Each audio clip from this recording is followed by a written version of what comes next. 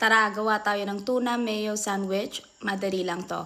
Para to sa follower ko na hindi mahilig sa kape, nag-request siya ng ibang recipe. So, this video is for you. Start with cutting the onion. Ida-dice lang natin to into small squares. The smaller the better para hindi nyo siya ramdam sa sandwich.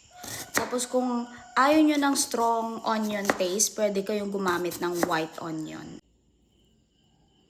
Ilalagay lang natin to sa isang bowl.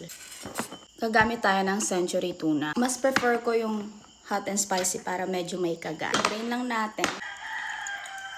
Huwag nyo itapon yung sabaw, sayang. Baka may recipe kayo pwede pang paggamitan. Ita-transfer lang natin yung laman dun sa same bowl kung saan natin nilagay yung onion. Tapos gagamit tayo ng mayonnaise. Konti lang. Tapos gagamit din ko ng konti cream cheese kasi meron namang tira dun sa recipe ko dati. Pero optional lang to kung gusto nyo maglagay. Pwede namang hindi. Mix nyo lang hanggang maging well combined. Palagay tayo ng konting paminta.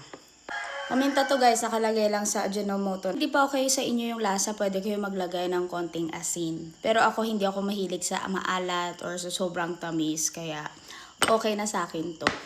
Gagamit lang ako dito ng toasted bread. Pwede naman sa regular na tinapay kahit hindi nyo na i-toast.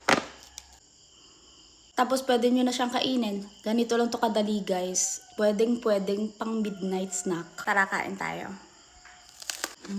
Sarap. Masarap siya guys. Gawa na rin kayo. Ilalagay ko yung recipe sa comment section. Yun lang.